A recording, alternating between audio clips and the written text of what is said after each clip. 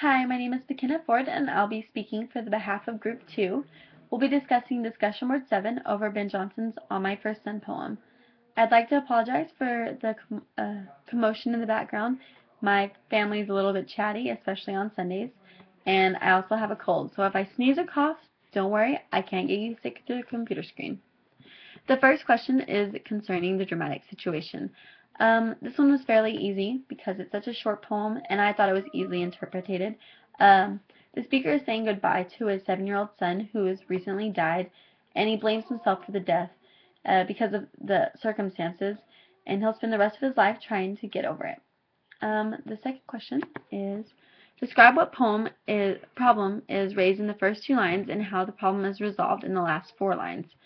Me and my partner, Derek Watson, we came up with the same answer for this one.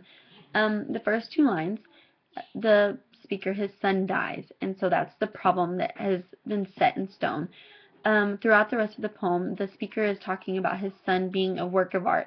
I think that he actually calls him a masterpiece, and so he's decided that he will never love something as much as he loves him. So in order to do that, he vows to only like something. So once he decides that he likes them, he will cut them off. They were no longer. The reason why he's doing this is to prevent future heartbreak. The loss of his son was tragic, so he's protecting himself really from what could happen again. And the last question is, what kind of paradox is involved in this resolution? Does it inform the theme? Me and Derek came up with 2 different themes here. My paradox was that the speaker envies his dead son. He considers the boy lucky for missing out on all the hassles of life. For a young death, this is usually tragic, but he sees it as a blessing. This, in fact, is what makes the poem so interestingly odd.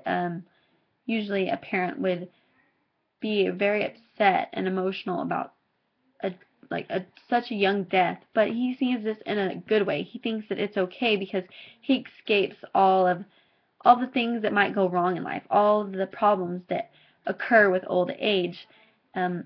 He sees this as a good thing, and most parents wouldn't.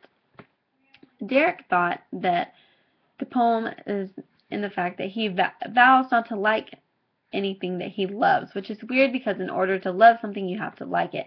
And I was kind of confused by this, and I was like, Derek, give me more. Elaborate, let me know what you're thinking here. So our paradox was kind of combined, and we put it together, and we thought that when the author says that he vows to only like the things he loves most, it's a paradox because the fact that he loves them so much that it contradicts the meaning of just liking something. It's like when you say you love someone, but you're afraid to tell them, and let them in because you're afraid that they might hurt you, or worse. In this case, the son dies, and that's what worse could be. Like, you never know. And so you keep them at a distance because you say that you only like them. This is easily understood, and it makes sense. And I understand where the speaker is coming from. You don't want to let that heartbreak back in, and you don't want the chancing of it ever happening again. So this is what the speaker does, and this is why it's unique but odd. And that's it for discussion board 7. Thank you.